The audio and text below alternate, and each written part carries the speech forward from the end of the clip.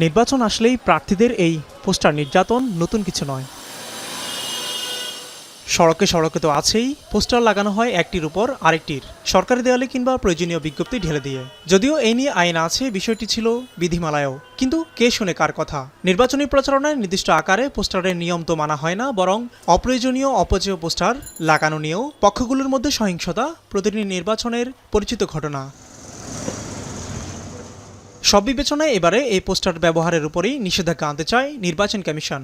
গণঅভ্যুত্থান পরবর্তী জাতীয় নির্বাচনকে সামনে রেখে নির্বাচন কমিশন যে রাজনৈতিক দলগুলো ও প্রার্থীর আচরণ বিধিমালা 2025-এর খসড়া চূড়ান্ত করেছে, তাতে সবার উপরেই আছে এই বিষয়টি। এখানে বলা হয়েছে, প্রচারণায় পোস্টার ব্যবহার করা যাবে না, তবে ডিজিটাল মাধ্যমে করা যাবে প্রচারণা। নিষেধাজ্ঞা থাকবে না ব্যানার, ফেস্টুন, বিলবোর্ডে।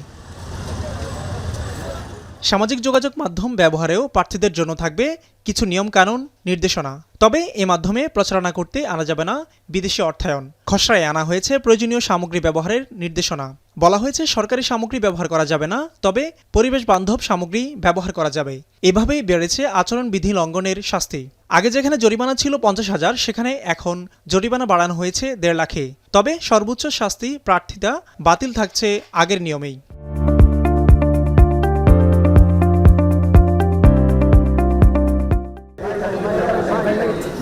বৃহস্পতিবার নির্বাচন ভবনে বর্তমান কমিশনের 7ম সভায় এই ইস্যুটির বাইরে আলোচনা হয় সংসদীয় আসনের সীমানা নির্ধারণ বিষয়টি। সভা শেষে ইসি সানাউল্লাহ জানান, প্রচারণায় পরিবেশ বান্ধব উপকরণ ব্যবহার বাড়ানোর ব্যাপারে সিদ্ধান্ত সহ সামাজিক যোগাযোগ মাধ্যমে বিভিন্ন নিয়মকানুন যুক্ত করা হয়েছে। পোস্টার ব্যবহার বাদ করার ব্যাপারে যেটা একটা সংস্কার কমিশনেরও একটা প্রস্তাব ছিল, আমরাও একমত হয়েছি। আমরা পোস্টার ব্যবহার বাদ দেওয়ার ব্যাপারে সম্মত হয়েছি। ব্যানার, ফেস্টুন, প্রতিদ্বন্দ্বী প্রার্থী ইত্যাদিগুলোকে নতুনভাবে সংজ্ঞায়িত করা হয়েছে।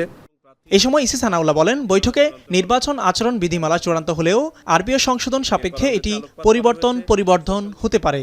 আরপিওর সংশোধনের বিষয় আছে, আবার রাজনৈতিক কনসেনসাসের ভিত্তিতে যদি কিছু সংশোধন হয় সেটাও হতে পারে। এমনও হতে পারে যে আপনার বিভিন্ন স্টেক হোল্ডার সাথে আলোচনা করতে গেলে পারে নতুন উপাত্ত আসতে পারে।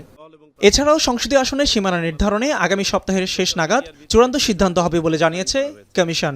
শব্দের ব্যবহারে মিয়া আমিরুল, এখন, ঢাকা।